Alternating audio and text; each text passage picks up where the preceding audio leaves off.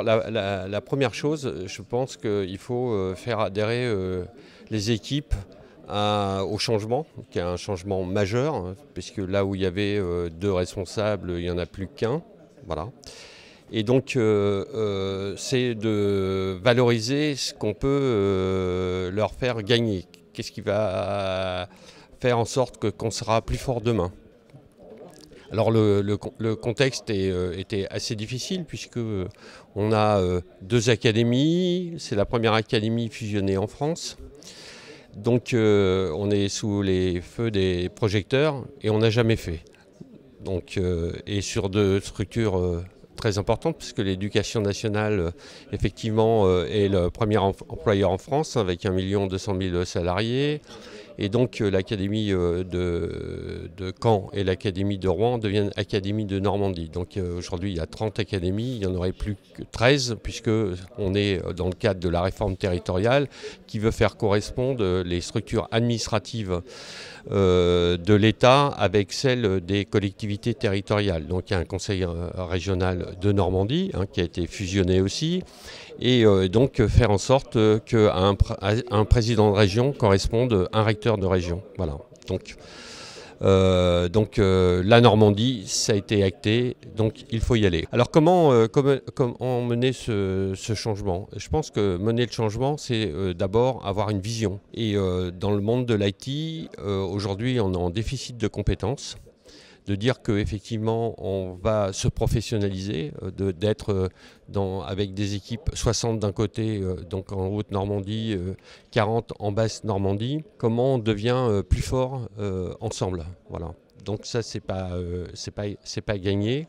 Et je pense que ça passe par l'innovation, ça passe par la bienveillance et ça passe par effectivement beaucoup de dialogue social.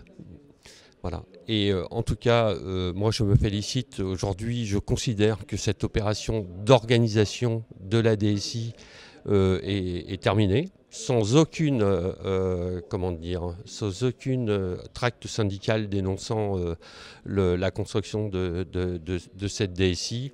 Et avec des équipes, et j'ai en mémoire l'intervention d'un délégué syndical qui a dit que les personnels de la DSI étaient fiers effectivement d'être pilotes dans cette fusion. Donc on voit effectivement le parcours en 2 ans où les équipes se regardaient en chien de faïence, n'ayons pas peur des mots, où effectivement la méthode caennaise était forcément mieux que la méthode rouennaise et la méthode rouennaise était forcément la meilleure. Voilà.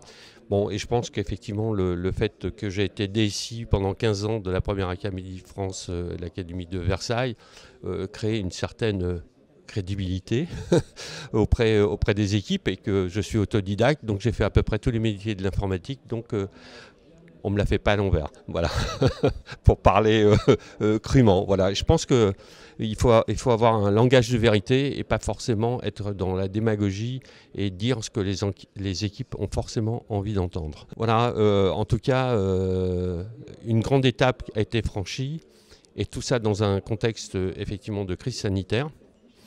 Et quelque part, la crise sanitaire a été pour moi un facteur favorable.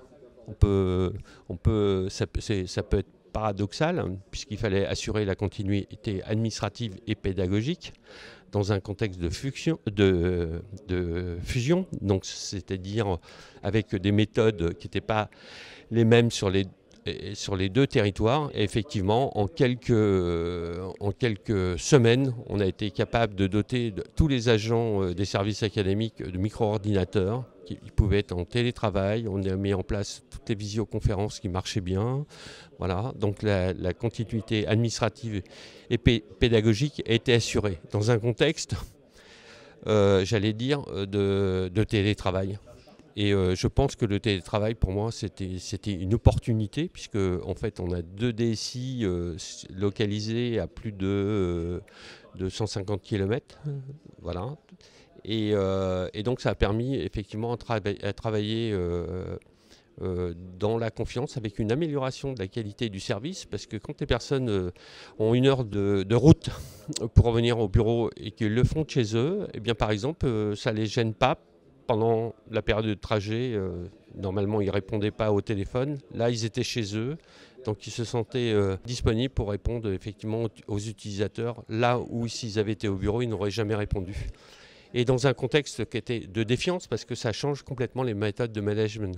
Donc ça veut dire qu'on est obligé de faire confiance aux équipes. Et donc quand on fait confiance aux équipes, ils vous le rendent au centuple. Voilà. Et quand on aide les employés, et ça c'est pas dans la culture managériale de l'administration française. Combien de réunions, on participe à des réunions pour montrer qu'on est le chef, et dans cette réunion, il n'en sort pas grand-chose. Voilà. Et donc je pense que je suis très très fier de cette période-là. Et à partir du moment où on fait confiance aux équipes, on arrive à construire de grandes choses. Il y a une chose qui est très importante aussi, et souvent, quand on construit une nouvelle organisation, hein, on connaît bien qui est pour le changement, qui veut changer, qui est pour le changement. Tout le monde est pour le changement, qui veut changer, personne ne veut changer. Et je pense qu'il y a un facteur aussi qui est important et sur lequel je veux insister, c'est que dans cette période, donc c'est-à-dire qu'on va faire, il ne faut pas avoir peur des mots, des gains de productivité. C'est-à-dire que là où il y avait un administrateur ou 2 administrateurs sur le territoire d'un système d'information, on n'en a plus qu'un. Et donc on va faire des gains de productivité, et j'ai présenté comme une DSI orientée utilisateur. C'est-à-dire on va effectivement développer de nouveaux services, c'est-à-dire qu'on va consacrer plus de moyens à faire du développement. Donc je veux dire, c'est la cerise sur le gâteau, puisque non seulement on améliore aussi la qualité des réponses qu'on apporte aux utilisateurs.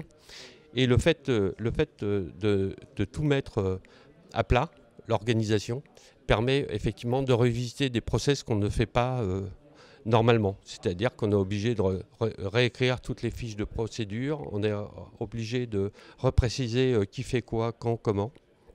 Et donc c'est un facteur très important. Et un autre facteur qui est aussi... alors qu'il n'est pas forcément naturel, c'est il faut être innovant. Donc j'ai déjà présenté plusieurs projets d'innovation. Donc j'ai 2 dans les cartons que, effectivement, dans le cadre de la fusion, j'ai un peu de mal à gérer en même temps.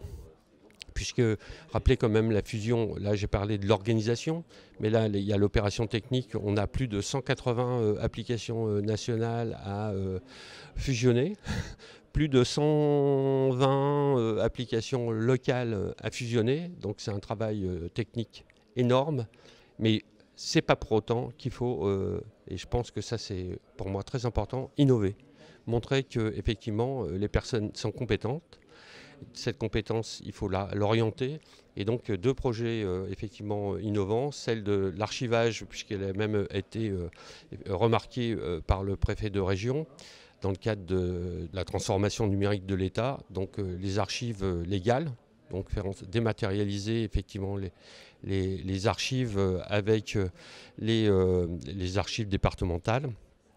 Et l'autre sujet, c'est un sujet qui est pour moi très important, c'est la protection des mineurs avec Intel et Cosmian pour mettre de l'intelligence artificielle pour lutter contre les comportements à risque. Donc voilà, donc ça veut dire on construit une nouvelle DSI avec des beaux projets et qui mettent en valeur effectivement les compétences des équipes qui sont très attachées au service public.